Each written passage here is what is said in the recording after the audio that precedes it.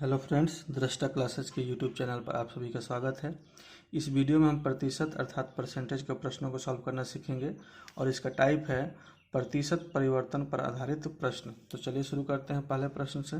प्रश्न दिया हुआ है, एक पुस्तक का मूल्य पहले 25% बढ़ाया गया और फिर उसे 20% कम कर दिया गया। इसके वास्तविक मूल्य में होने वाला परिवर्तन क्या है? तो इसको हम दो तरीके से बनाएंगे, एक यूनिट मेथड से बनाएंगे और एक शॉर्टकट फार्मूला से बनाएंगे। तो चलिए हम यूनिट मेथड से समझते हैं। अच्छा, हमने क्या पढ़ा है कि अगर 25% है, 25% है तो इसका फ्रैक्शन क्या लिखते हैं हम? 1/4। ठीक है। 20% है तो 20% का फ्रैक्शन क्या लिखते हैं? 1/5। इतना ही लिखते हैं ना। तो यहाँ क्या बोल रहा है कि 25% बढ़ाया गया, यानी कि ये 4 नीचे वाला क्या होता है? मूल संख्या होता है। तो इसमें बढ़ाया गया है क्या? 1 बढ़ाया गया है। ठीक है। इसमें मूल संख्या क्या है? 5 है। कमी किया गया है तो इसमें क्या किया है? इसमें माइनस किया गया है और इसमें वृद्धि किया गया था क्या? इसमें प्लस किया गया है। ठीक है। तो इसको हम कैसे लिखेंगे? जैसे यहाँ लिख लीजिए कि ये मूल संख्या लिख लीजिए, या मूल या वास्तविक लिख लीजिए, वास्तविक, और यहाँ लिख लीजिए परिवर्तित। ठीक है।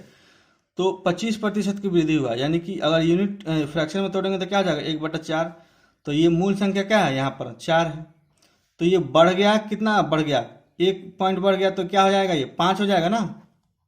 जैसे मान लीजिए 25% की वृद्धि, तो मूल संख्या 1 है, ऊपर वाला ऐड होता है, तब जाके यहाँ लिखते हैं ना हम 5/4। ठीक है। तो मूल क्या है? ये है 4 और ऊपर वाला क्या है? रिजल्टेंट, यानी कि 5। तो इसको हम लिख देंगे कि पहले तो 4 था, 25% की वृद्धि हुआ तो 5 हो गया। और यहाँ देखिए 20% की कमी हो रहा है, यहाँ लिख सकते हैं कमी, यहाँ वृद्धि लिख दीजिए। ठीक है। जैसे यहाँ वृद्धि लिखा हुआ है तो यहाँ 25% वृद्धि, इसको फ्रैक्शन करेंगे 1/4। चूंकि वृद्धि हो रहा है तो मूल संख्या यानी कि 4 में एक वृद्धि होगा तो क्या हो जाएगा? 5/4। तो उसी को मैंने इस रूप में लिख दिया कि पहले संख्या क्या था? 4 था ये। ठीक है। ये 4 तो बढ़ के 25% क्या हो गया? 5 हो गया। और यहाँ कह रहा 20% कमी, यानी कि मूल संख्या क्या था? 5। अब कमी हो जाएगा तो क्या हो जाएगा? ये 4। अब दोनों को गुना कर लीजिए अलग अलग, तो ये क्या हो जाएगा? 20 और ये क्या हो जाएगा? 20। तो ये देखिए वास्तविक या मूल संख्या ये है 20 और परिवर्तित संख्या है क्या? 20। तो दोनों का अंतर क्या है? दोनों के बीच अंतर क्या है? 0। 0 है दोनों का अंतर, यानी क्या है? ना ही इसमें कमी हो रहा है और ना ही इसमें वृद्धि हो रहा है। इसका मतलब क्या है कि 25% पहले बढ़ाया गया, फिर 20% कम कर दिया गया, तो मूल संख्या में या वास्तविक संख्या में कोई परिवर्तन नहीं हो रहा है। इसका आंसर क्या हो जाएगा? कोई परिवर्तन नहीं होगा। इसका आंसर ये हो जाएगा। ठीक है। अच्छा, दूसरे तरीके से देखिए फॉर्मूला, इसका फॉर्मूला ही होता है x। ठीक है। अगर ये बढ़ाया गया है तो इसको हम क्या लेंगे? प्लस में लेंगे। पहले एक बार लिख देता हूं, x + y + x गुने y बट्टा 100। इसमें इस फॉर्मूला में सिर्फ ये सीखना है कि दो बार इसमें लिखा जाता है प्रतिशत, एक बढ़ाया जाता है, एक घटाया जाता है। इस टाइप क्वेश्चन के लिए फॉर्मूला ये होता है कि मान लीजिए जब बढ़ाया गया हो तो इसको हम प्रतिशत में लिखेंगे, तो क्या लिखेंगे? प्लस। इसको बढ़ाया गया है तो इसको हम प्लस में लिखेंगे। अगर यहाँ कमी किया गया है तो इसको हम माइनस में लिखेंगे, या फिर यहाँ मान लीजिए कि बढ़ाया गया रहता तो इसको प्लस में लिखते हैं। ठीक। तो इसलिए फॉर्मूला में हम क्या लिखते हैं? प्लस माइनस लिखते हैं दोनों में। ये जो plus minus x plus minus y plus minus x y बटा 100 इसलिए लिखते हैं कि जब वृद्धि बोलेगा तो हम प्लस लेंगे। ठीक है। चाहे इसमें हो, चाहे इसमें हो, चाहे इसमें हो। और जब कमी बोलेगा तो हम उसके साथ माइनस लिखेंगे। तो इस सवाल को हम कैसे बनाएंगे? ये फॉर्मूला हो गया, याद रखिएगा लोग। ठीक है। और ये जो आएगा यही होगा वृद्धि या कमी, वृद्धि या कमी होगा। ये जो वैल्यू निकल के आएगा ये वृद्धि या कमी होगा। तो कैसे लिखेंगे? बोल रहा है कि 25% की वृद्धि, तो 25 लिख दिए, प्लस में है तो। ठीक है। उसके बोल रहा कि 20% की कमी, तो 20 माइनस में लिख देंगे, क्योंकि कमी बोल रहा है, तो 20 माइनस में लिख देंगे। और फिर क्या बोल रहा है? अब इन दोनों का साइन क्या है? इसका प्लस है 25 का, इसका माइनस है, तो प्लस माइनस क्या हो जाएगा माइनस। और x क्या है, मतलब इन दोनों का गुना करेंगे तो माइनस हो जाएगा ना यहाँ साइन, इसका प्लस है इसका माइनस है, तो हो जाएगा 25 गुने 20/100। मतलब इस फॉर्मूला में रख देंगे। आपको सिर्फ मैं इतना समझाना चाह रहा हूँ कि यहाँ जो है या बढ़ाया बोल रहा है यानी कि वृद्धि बोल रहा है तो प्लस में होगा, यहाँ कमी बोल रहा है तो माइनस में होगा। y x प्लस में हो गया, y माइनस में हो गया, तो इनका गुना लिखना है, तो इसका प्लस इसका माइनस क्या हो जाएगा माइनस हो जाएगा। तो 25 गुने 20/100, इसको सॉल्व करेंगे तो आंसर आ जाएगा। तो देखिए इसको माइनस करेंगे तो क्या हो जाएगा 5, ठीक है। इसको काटेंगे अगर तो 25 चौके 100, ये 4 से 5 बार में कट जाएगा, तो ये क्या हो जाएगा 5, यानी कि क्या हो गया 0। इसका क्या मतलब हो गया कि परिवर्तन में या वृद्धि, जो भी वृद्धि या कमी हुआ वो 0%। 0% का मतलब क्या होता है, यानी कोई भी परिवर्तन नहीं हुआ, कोई परिवर्तन नहीं हुआ या नहीं होगा, इसका मतलब ये हो गया। तो ये आपको फॉर्मूला याद रखना है, ये यूनिट मेथड से आपको इस तरह सॉल्व करना है कि फ्रैक्शन में ले लेना है, अगर वृद्धि बोले तो वृद्धि करना है, कमी बोले तो कमी करना है, दोनों को गुना करके देख लेना है कि अंतर क्या है।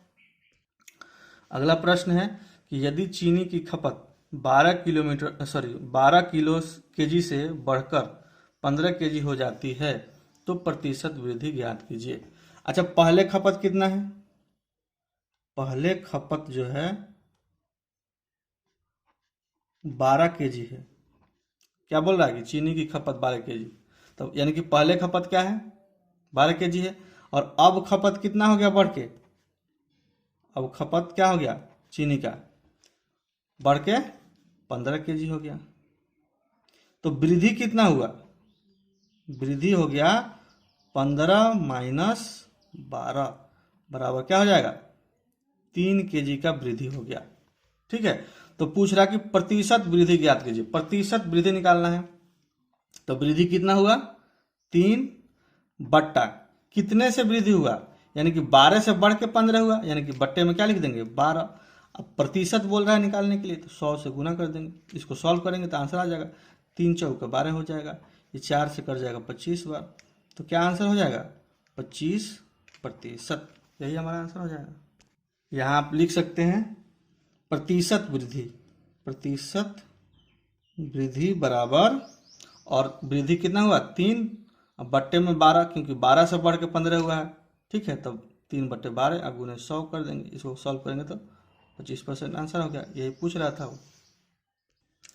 अगला प्रश्न है कि जब किसी साइकिल के मूल्य में 20% की कमी की गई तो बिकने वाली साइकिलों की संख्या में 20% की वृद्धि हुई, दुकान की बिक्री पर क्या प्रभाव पड़ा। देखिए यहाँ क्या बोला है कि 20% की कमी की जाती है मूल्य में, तो क्या होता है साइकिलों की संख्या में 20% की वृद्धि हो जाती है बिक्री में, ठीक है।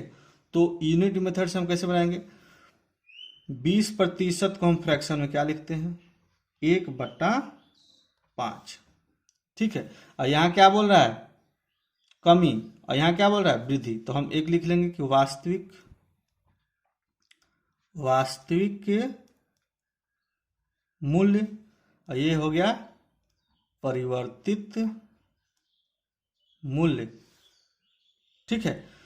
तो वास्तविक में यहाँ कह रहा है 20 एक बार बोल रहा है कि 20% की वृद्धि, 20% की कमी, तो मूल संख्या क्या है ये 5, तो 5 से घट के कितना हो गया ये 4, चूंकि यहाँ मूल संख्या है और कमी बोल रहा है तो क्या होगा यहाँ पर -1 हो जाएगा, तो ऊपर में क्या हो जाएगा 4/5, यानी कि मूल संख्या 5 था घट के 4 हो गया, तो इसको हम ऐसे लिख लिए, ठीक है। फिर बोल रहा है कि 20% की वृद्धि, 20% की वृद्धि 1/5, तो मूल संख्या क्या है 5 है, इसमें से वृद्धि हो रहा है, इसमें वृद्धि हो रहा है क्या +1 यूनिट, ऊपर वाला जो होता है वो वृद्धि होता है किस में नीचे वाले में, और नीचे वाला क्या होता है मूल संख्या होता है, यानी कि ओरिजिनल संख्या होता है। तो क्या हो गया ये 5 से बढ़ के क्या हो जाएगा ये 6 हो जाएगा, समझ में आया। यहाँ वृद्धि बोल रहा था तो मूल संख्या यानी कि ओरिजिनल वैल्यू क्या है 5 है, तो वृद्धि हो जाएगा तो 6 हो जाएगा ना, तो 6 हो गया ये। यहाँ कमी बोल रहा था तो मूल संख्या क्या है 5 है, कमी हो जाएगा तो 1 यूनिट कम हो जाएगा तो 4 हो जाएगा, अब अलग अलग इसको गुना कर लीजिए, 50 25, ये क्या आ जाएगा 6 चौके 24। तो इन दोनों का अंतर देखिए, तो ये था मूल संख्या बोलिए, वास्तविक मूल बोलिए, ठीक है, ये परिवर्तित संख्या या परिवर्तित मूल बोलिए। तो पहले क्या था, वास्तविक संख्या क्या था या मूल्य क्या था, 25 था, अब क्या हो गया 24 हो गया।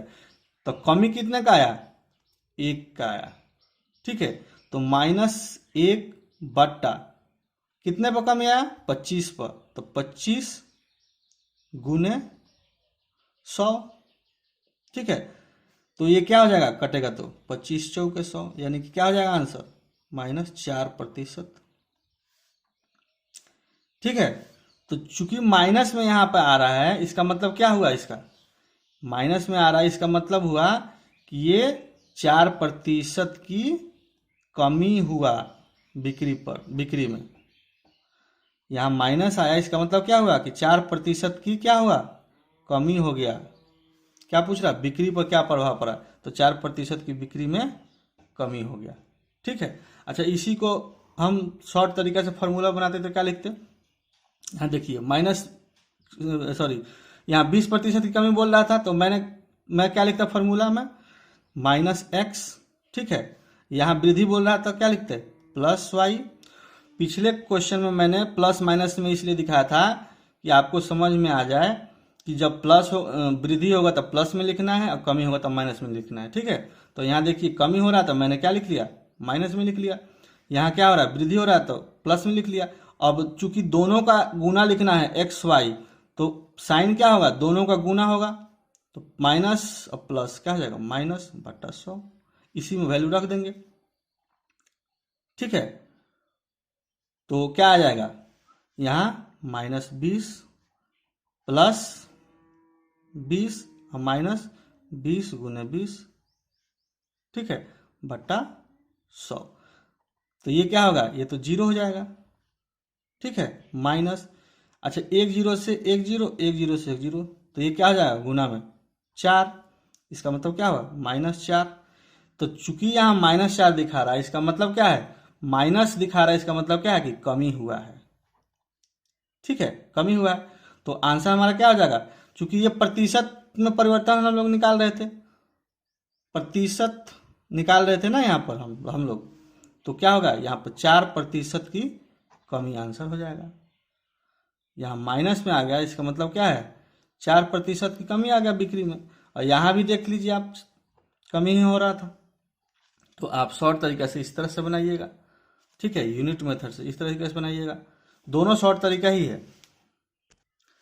ये जो फॉर्मूला होता है ना, प्रतिशत परिवर्तन का है, तो प्रतिशत परिवर्तन बराबर, और ये फॉर्मूला लिख दीजिएगा, ठीक है, प्रतिशत परिवर्तन बराबर ये फॉर्मूला लिख दीजिएगा, बस। अगला प्रश्न है कि नए बजट में पेट्रोल की कीमत में 10% की वृद्धि की गई है। एक मोटर वाहन का यात्री पेट्रोल की खपत कितने प्रतिशत कम कर सकता है ताकि पेट्रोल पर उसके व्यय में कोई वृद्धि ना हो। एक बार फिर से प्रश्न पढ़ता हूँ। नए बजट में पेट्रोल की कीमत में 10% की वृद्धि की गई है। एक मोटर वाहन का यात्री पेट्रोल की खपत कितने प्रतिशत कम कर सकता है ताकि पेट्रोल पर उसके व्यय में कोई वृद्धि ना हो। तो यहाँ देखिए 10% लिखा है, ठीक है, तो 10% को हम फ्रैक्शन में क्या लिखते हैं, 1/10, ठीक है। 10% वृद्धि लिखा है, तो इसका मतलब क्या है कि पहले जो 10 उसका खपत था, ठीक है, अब बढ़ गया 10%, तो क्या हो जाएगा 11। यूनिट मेथड में मैंने क्या बताया था कि बट्टा के नीचे वाला ओरिजिनल वैल्यू होता है, ऊपर वाला रिजल्टेंट बनता है। तो जब वृद्धि बोलेगा तो नीचे ओरिजिनल वाला वैल्यू में क्या जुड़ेगा, ये ऊपर वाला 1, ठीक है, तब क्या हो जाएगा 11 हो जाएगा। तो पहले 10 था, अब हो गया 11। तब बोल रहा है कि एक मोटर वाहन का यात्री पेट्रोल की खपत कितने प्रतिशत कम कर सकता है ताकि पेट्रोल पर उसके व्यय में कोई वृद्धि ना हो। तो देखिए इन दोनों का अंतर, पहले 10 से 11 हो गया, तो अब 11 से 10 होने के लिए क्या करना पड़ेगा, 11 से 10 होने के लिए अब -1 करना पड़ेगा, 11 में से 1 माइनस करेगा तब 10 होगा, तो वही प्रतिशत पूछ रहा है। तो 11 को हम 10 पर लाना, 11 को हमको 10 पर लाना है, तो क्या करेंगे, -1 कम कर लेंगे। तो क्या हो जाएगा, प्रतिशत परिवर्तन क्या हो जाएगा, प्रतिशत परिवर्तन बराबर क्या हो जाएगा, -1 बट्टा, अच्छा कितने से घट रहा है, 11 में से घट रहा है, ठीक है। तो बट्टा में क्या लिखेंगे, 11 गुने 100। अब इसको हम लिख लेंगे, तो क्या हो जाएगा, क्या बनेगा ये, -100 बट्टा 11। इसको तोड़ेंगे तो ये क्या हो जाता है, ये हो जाता है 9.1 बट्टा 11%। यानी कि इतना प्रतिशत की अगर वो कमी करता है, इतना प्रतिशत की अगर वो कमी करता है, तो उसके खपत पर जो खर्च हो रहा है उसके व्यय में कोई अंतर नहीं पड़ेगा। फिर से समझिए, यहाँ बोल रहा है कि 10% की वृद्धि, यानी कि पहले तो 10 रुपये खर्चा करता था, अब 11 रुपये खर्चा करने लगा। समझाने के लिए मैं बता रहा हूँ ऐसे। मान लीजिए 10 यूनिट है, तो 10 यूनिट बढ़ के क्या हो जाएगा, 11 यूनिट हो जाएगा, 10% बढ़ेगा। तो कह रहा है कि पहले उतना ही खर्चा हो, तो पहले ही उतना खर्चा होने के लिए क्या होगा, 11 को 10 पर लाने के लिए हमको क्या करना पड़ेगा, -1 करेंगे तब 10 हो जाएगा। तो इसका परसेंटेज पूछ रहा है, कितना परसेंटेज हमने कम किया, तो क्या कर देंगे, -1 बट्टा किस में से घटाए थे हम, 11 में, तो 11 से भाग दे देंगे। गुने प्रतिशत निकालना है तो 100 से गुना कर देंगे। इसको सॉल्व कर लेंगे तो हमें क्या निकलेगा कि 9.1 बट्टा 11% की कमी करेगा, तब जाके उसकी खपत में या उसके वृद्धि में, व्यय में कोई फर्क नहीं पड़ेगा। या इसके अलावा एक और शॉर्टकट तरीका है इसको सॉल्व करने का। जैसे देखिए, अगर कमी प्रतिशत पूछ रहा है यहाँ पर, तो कमी प्रतिशत बराबर होता है वृद्धि बट्टा 100 प्लस वृद्धि, ठीक है, गुने 100। इसको अगर हम कर लेते हैं तो हमारा आंसर आ जाएगा। तो क्या हो जाएगा, वृद्धि कितना है, वृद्धि है 10, ठीक है। ये क्या है, 100 प्लस 10 गुने 100, ये क्या हो जाएगा, 10 बटा 110 गुने 100। 1 0 से 1 0 कट जाएगा, तो ये क्या हो जाएगा, 100 बट्टा 11। तो इसको अगर तोड़ेंगे तो क्या आएगा, ये 9.1 बट्टा 11%। इसका शॉर्ट तरीका ये होता है, अगर कमी पूछे, अगर वृद्धि दिया होता है तो वृद्धि बटा 100 प्लस वृद्धि। मैंने कंसेप्ट में बताया था ना कि वृद्धि बोलता है तो इसका मतलब क्या होता है, 100 में उतने प्रतिशत को जोड़ देते हैं। तो 100 में क्या किया, मैंने क्या किया, जितना प्रतिशत वृद्धि बोल रहा था उतने प्रतिशत को मैंने जोड़ दिया, ठीक है। वृद्धि बटा 100 प्लस वृद्धि कर दिया, वृद्धि बटा 100 प्लस वृद्धि, और प्रतिशत निकालना है तो गुना में 100 कर दिया।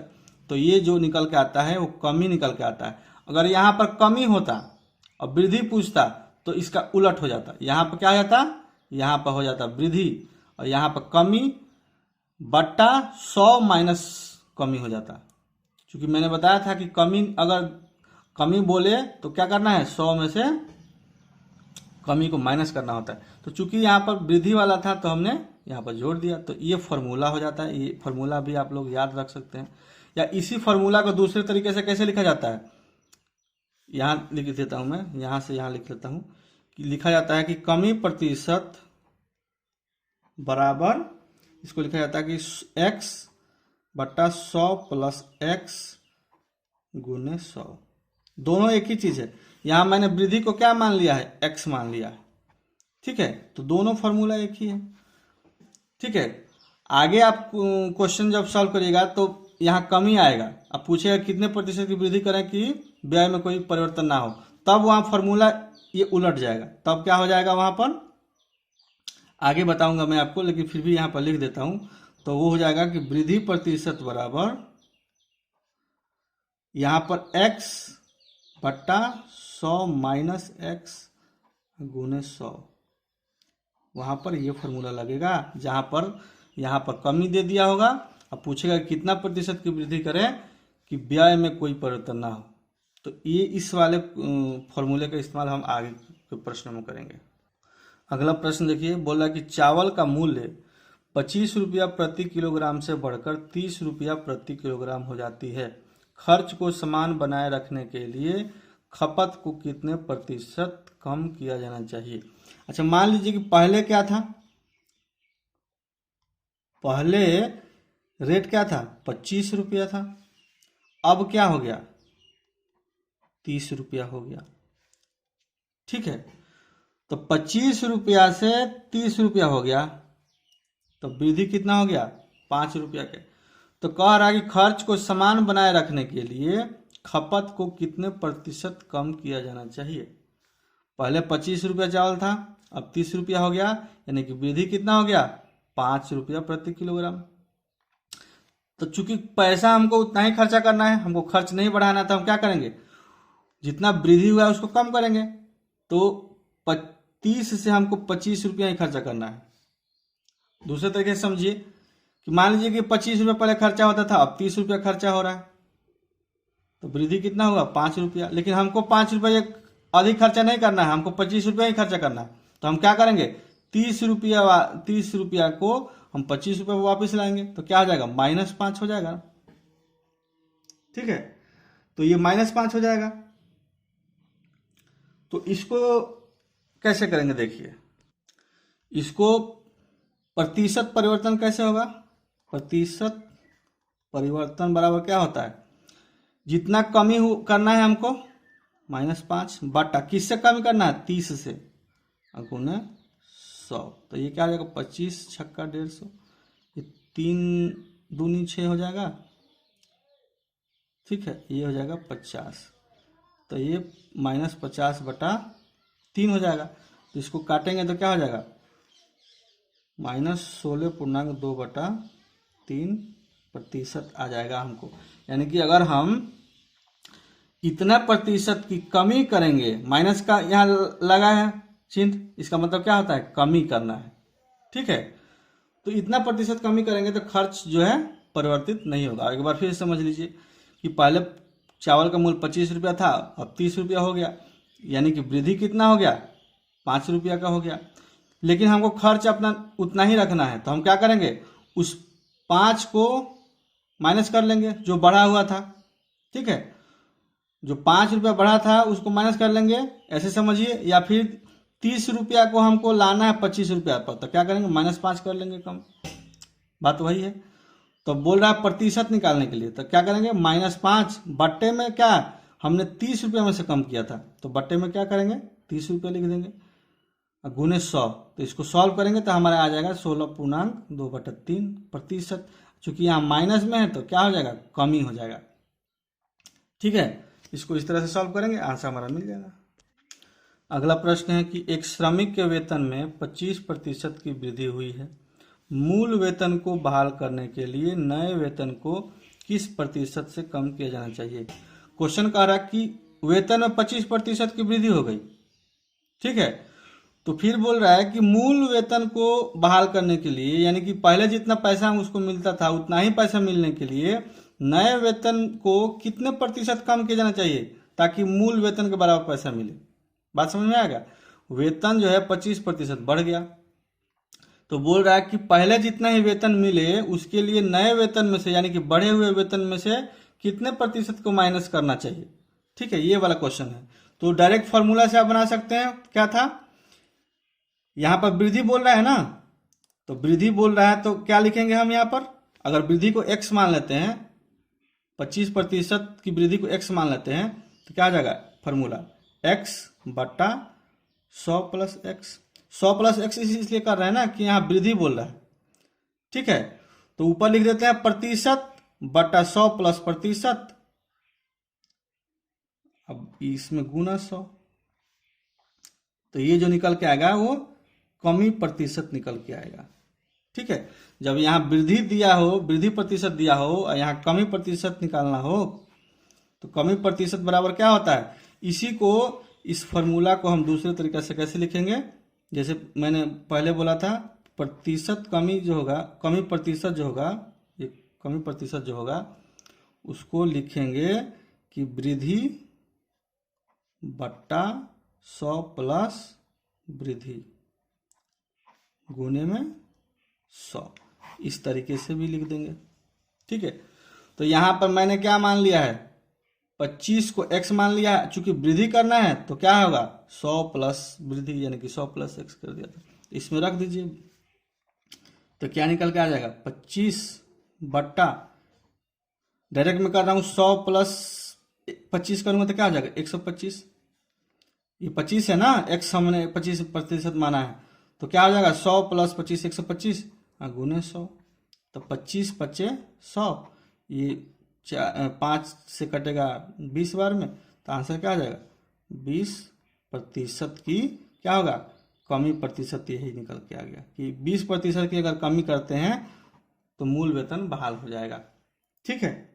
अच्छा, दूसरा तरीका यूनिट मेथड से कैसे था कि दूसरा यूनिट मेथड से तरीका था कि मान लीजिए कि 25% को हम फ्रैक्शन में क्या लिखते हैं, 1/4।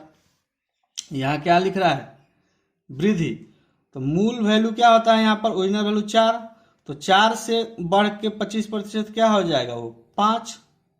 ठीक है, तो बोल रहा है कि मूल वेतन को बहाल करने के लिए, यानी कि 4 से 5 जो हुआ है उसको फिर 5 से 4 पर हमको लाना है। तो क्या करेंगे, 5 में से 1 माइनस कर देंगे, तब हो जाएगा ना। 4 से बढ़ के 5 हो गया, यानी कि 25% की वृद्धि हो गया ये। तो कह रहा है कि 5 से फिर हमको 4 लाना है, यानी कि बढ़े हुए वेतन क्या है, ये है, और मूल वेतन ये है। तो बढ़े हुए वेतन से हमको मूल वेतन पर आना है, तो कितना माइनस करेंगे, -1। तो प्रतिशत निकालना है हमको, तो -1 हो जाएगा। कितने से माइनस हुआ है, 5 से, तो बट्टा में 5। अब प्रतिशत निकालना तो गुने से 100 कर देंगे, तो ये कट के क्या हो जाएगा, 20 बार में कटेगा, तो क्या हो जाएगा -20% हो जाएगा ये। यहाँ पर आप लिख सकते हैं प्रतिशत परिवर्तन बराबर। ठीक है, तो ये निकल के आ गया।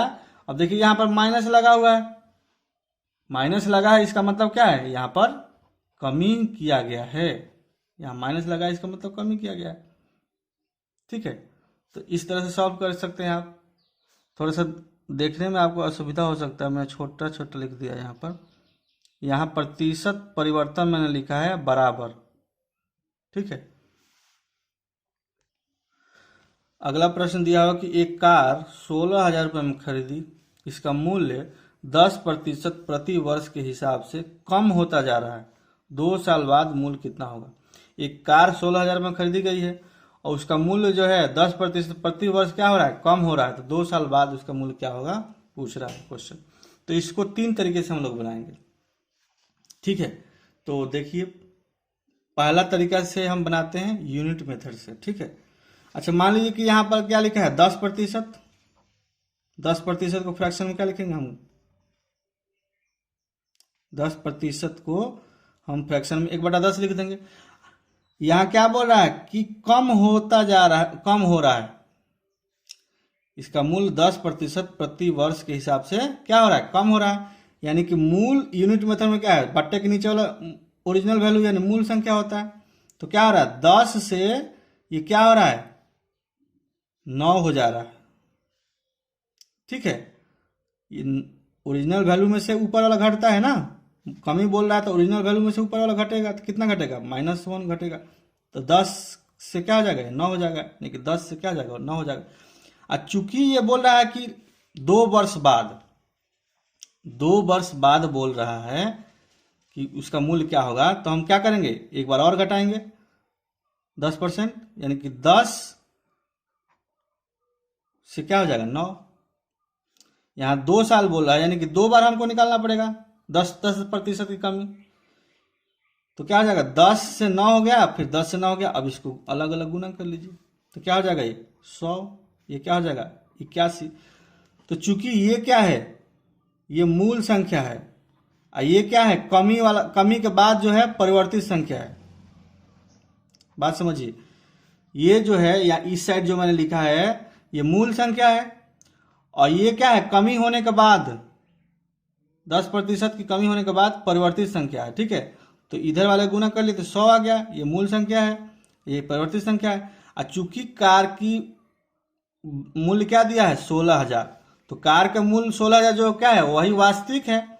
और यहाँ यूनिट मेथड से जो मैंने निकाला ये 100 वास्तविक है या मूल है, तो इसके बराबर हम रख देंगे 16,000 को। तो 100 यूनिट बराबर क्या है 16,000, तो एक यूनिट का वैल्यू क्या हो जाएगा 160 हो जाएगा ना। 100 यूनिट जो है अगर 16,000 के बराबर है तो एक यूनिट का वैल्यू क्या हो जाएगा 160। तो एक यूनिट का वैल्यू जब 160 आ गया तो हम क्या करेंगे 81 यूनिट में 160 से गुना कर देंगे। ठीक है, तो ये हमारा आंसर क्या आ जाएगा 12,960, यही हमारा आंसर आ जाएगा। यानी कि 2 साल के बाद जो कार का वैल्यू होगा वो 12,960 होगा। अब पहले क्या था 16,000 था।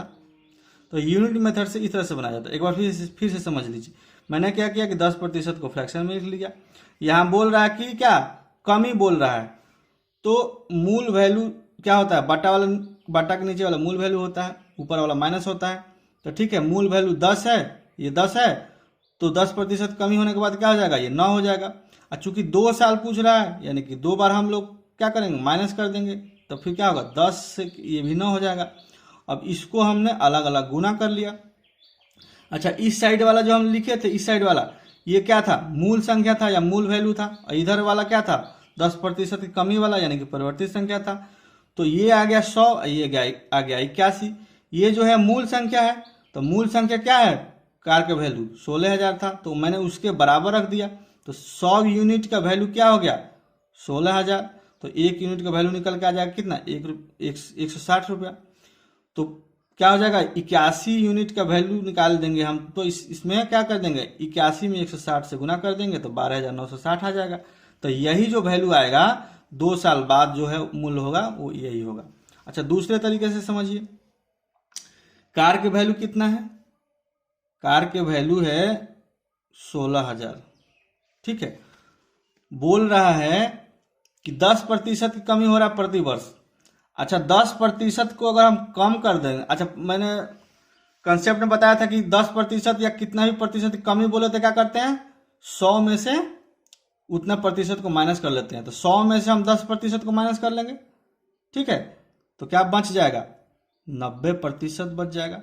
और चूंकि 2 साल के बाद पूछ रहा है तो फिर क्या करेंगे हम एक बार और 10% की कमी कर देंगे।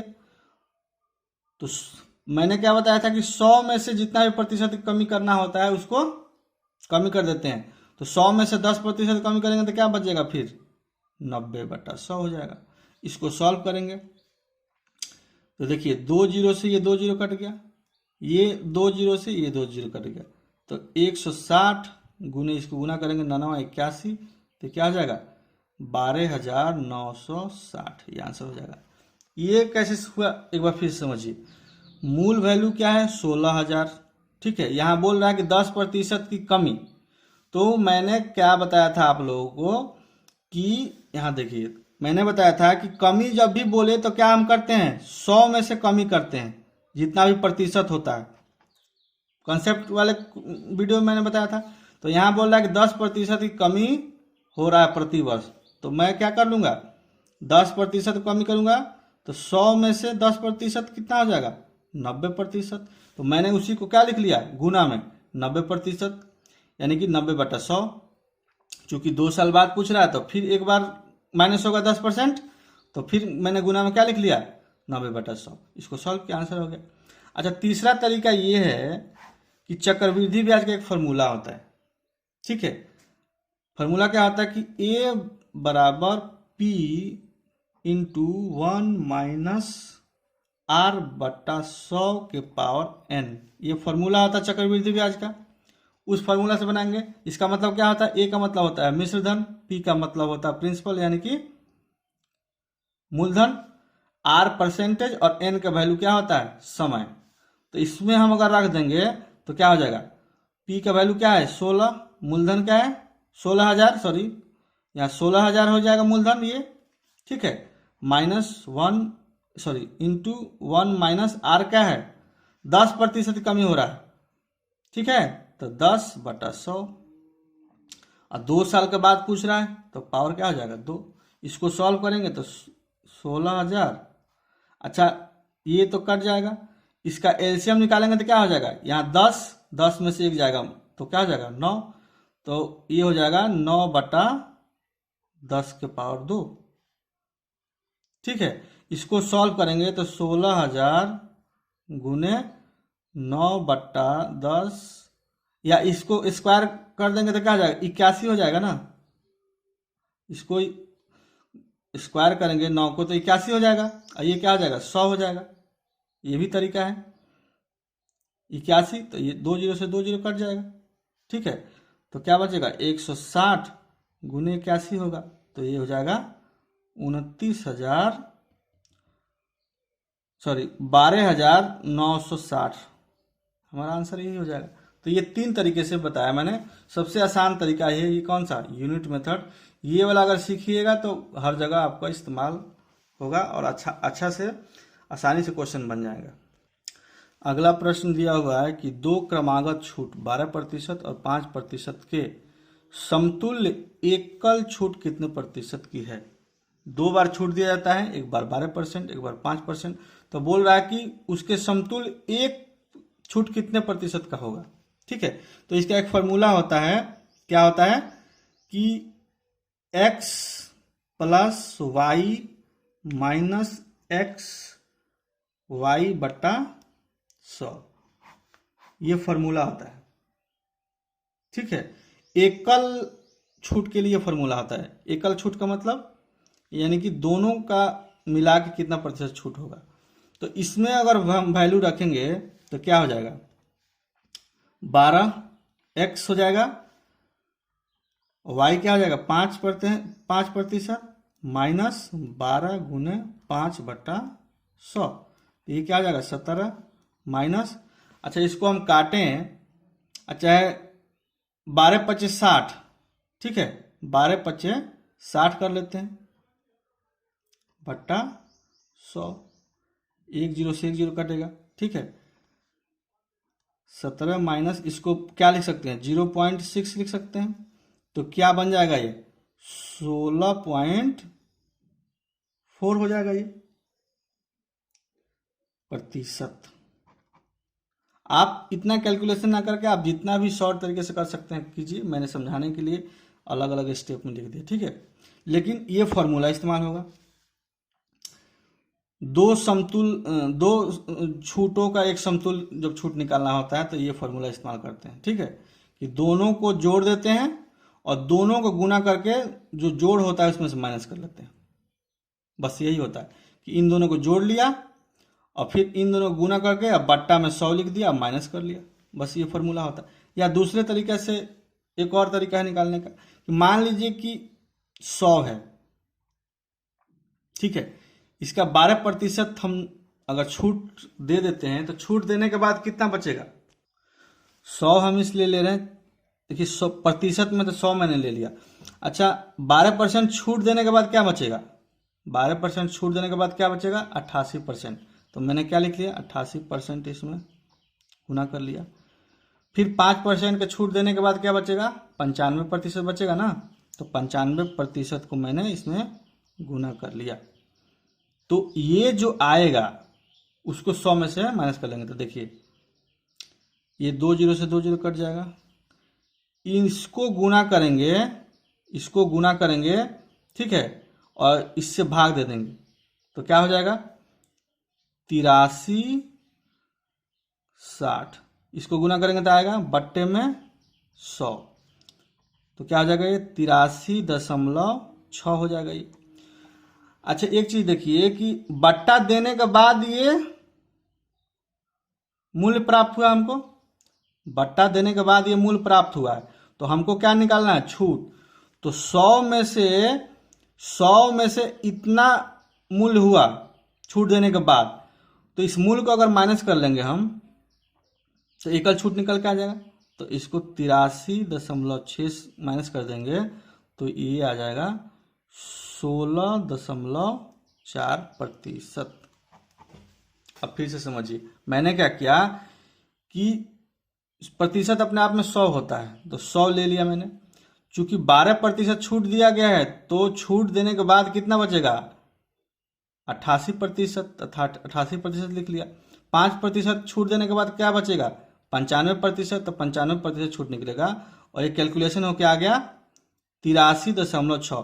तो जो ये वैल्यू आया, ये वो वैल्यू है जो छूट देने के बाद हमको प्राप्त हुआ है। छूट देने के बाद हमको प्राप्त हुआ है जो वैल्यू, वो 83.6। तो हमको क्या पता करना है? छूट कितने प्रतिशत की है, छूट हमको प्राप्त करना है। तो चूंकि ये 100% था, तो 100% में से मूल्य कितना निकल गया? 83.6%। तो जो बचेगा 16.4%, यही उस छूट जो है प्राप्त हुआ है। एक दूसरा तरीका हो गया। आप लोग समझ में आया कि नहीं?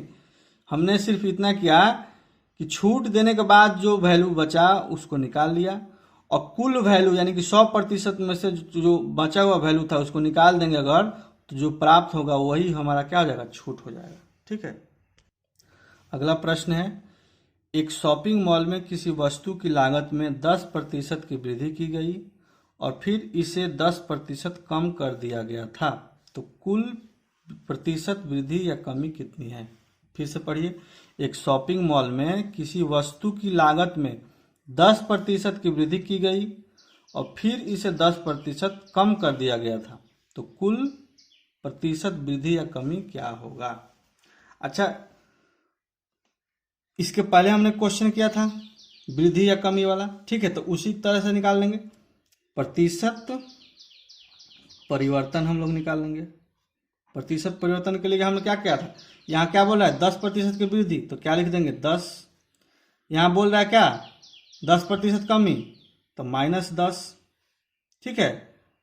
यहाँ प्लस है, यहाँ माइनस है, तो क्या हो जाएगा? माइनस, और दोनों गुना कर देंगे। 10 × 10/100। फॉर्मूला हम क्या पढ़े थे? प्रतिशत परिवर्तन का फॉर्मूला हमने पढ़ा था कि x, ठीक बा, ठीक, सॉरी, ठीक।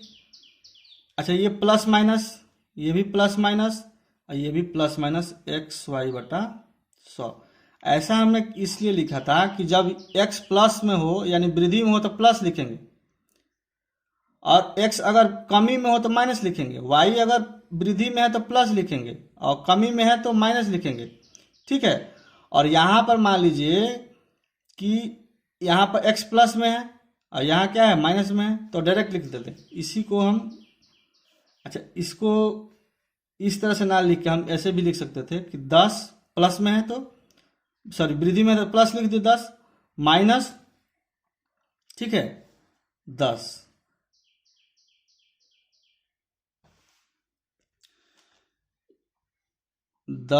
प्लस, इसको माइनस था तो माइनस कर सकते थे, ठीक है, फिर प्लस, ये क्या था? प्लस में था, गुने -10/100।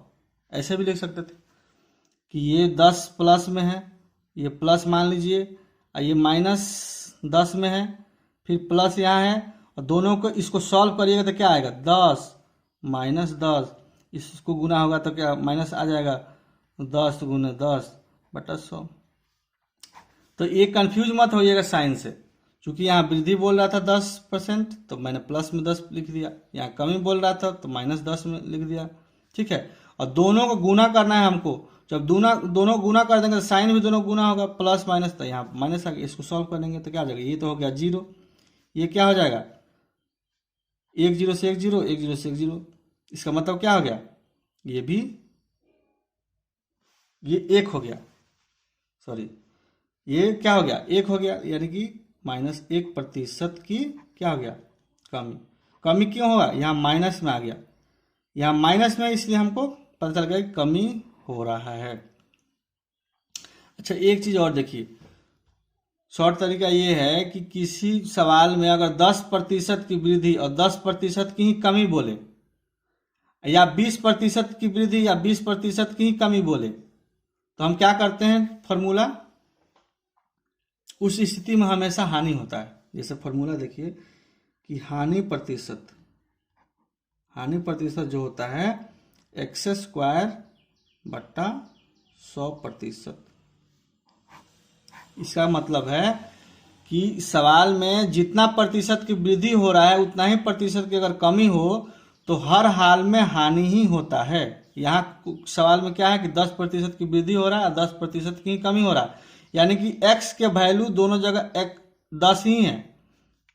जैसे यहाँ पर हम सॉल्व करके क्या लाए, कमी, यानी कि हर हाल में यहाँ भी क्या होगा, हानि ही होगा, कमी ही होगा।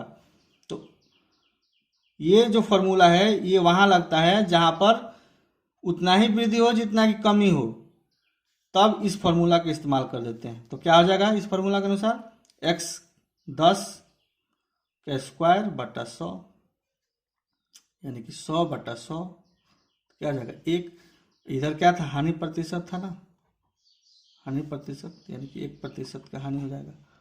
तो ये फॉर्मूला इस्तेमाल होता है तब जब क्वेश्चन में कहे कि 20% की वृद्धि हो रही है और 20% की कमी हो रही है, तब इस फॉर्मूला का इस्तेमाल हम लोग करते हैं। और इस तरह के प्रश्नों में हमेशा हानि ही होता है, ठीक है, चाहे वो 10% रखे, 20% रखे, कितना भी प्रतिशत रखे, x% रखे, तो हर हाल में नुकसान ही होगा। इसी प्रश्न को अगर यूनिट मेथड से हम बनाते तो कैसे बनाते, देखिए यूनिट मेथड से बनाते तो बोल 10% का फ्रैक्शन क्या होगा, 1/10। चूंकि यहाँ 10% की वृद्धि बोल रहा है तो ओरिजिनल वैल्यू क्या है, 10 है, यानी कि 10 से बढ़ के वो क्या हो गया, 11। फिर बोल रहा है 10%, अच्छा यहाँ 10% की वृद्धि था, यहाँ 10% की कमी है अगर है, इसको अगर हम फ्रैक्शन करेंगे 1/10 हो जाएगा। तो ये क्या हो रहा है, 10 से क्या हो रहा है, ये 9 हो जा रहा है। कैसे, 10% की कमी, तो फ्रैक्शन में लिखेंगे तो 1/10 हो जाएगा ना। तो कमी है, इसका मतलब क्या है कि ओरिजिनल वैल्यू में से 1 यूनिट ऊपर वाला माइनस होगा, यानी कि 10 में से 1 माइनस हो जाएगा तो क्या हो जाएगा, 9 हो जाएगा। तो ओरिजिनल वैल्यू क्या है 10, कमी हो रहा है 1 यूनिट का, तो मैंने क्या लिख दिया 9। तो 10 से ये 9 हो गया, ये वृद्धि हो रहा था 10 से ये 11 हो गया। अलग अलग इसको गुना कर लेंगे, ये हो गया 100, ये हो गया 99, ठीक है। तो अंतर देखिए दोनों का, तो अंतर क्या है, 1 है ना। ये था वास्तविक वैल्यू, ये था परिवर्तित वैल्यू। तो वास्तविक वैल्यू क्या था 100 यूनिट, अब परिवर्तन होकर क्या हो गया 99 यूनिट, यानी कि 1 यूनिट का क्या हो गया, सॉरी यहाँ नहीं दिख रहा था, फिर से समझिए आप लोग। यहाँ 10 यूनिट से 11 यूनिट हो गया वृद्धि होगा, तो यहाँ 10% कमी हुआ तो क्या हो गया 10 यूनिट से 9 यूनिट हो गया। इसको गुना कर दिया हमने तो क्या हो गया 100, इसको गुना कर दिया तो क्या हो गया 99। अच्छा इस साइड वाला क्या होता है, वास्तविक वैल्यू होता है, इस साइड वाला क्या होता है, परिवर्तित, यानी कि बदला हुआ, जो कि कमी होने के बाद आया वैल्यू वो है। तो वास्तविक क्या है 100 यूनिट है, अब बदल के क्या हो गया 99 हो गया। तो कमी कितना हो गया मूल में से 1 का, तो प्रतिशत निकाल लेंगे, तो कमी हुआ कितना 1 का बट्टा 100, कितना से कमी हुआ था 100 से कमी हुआ था ना, तो 100 गुने प्रतिशत निकालना तो 100 कर देंगे, ये कटेगा तो क्या हो जाएगा 1% की कमी। इस तरीके से भी आप यूनिट मेथड से निकाल सकते हैं या इस फॉर्मूला से भी आप निकाल सकते हैं, दोनों ही आसान तरीके हैं। यूनिट मेथड आप लोग सीखने पर ज़्यादा जोर दीजिएगा तो आपको कुछ भी याद रखने की जरूरत नहीं पड़ेगा, लॉजिक आप लोगों को समझ में आएगा, ठीक है।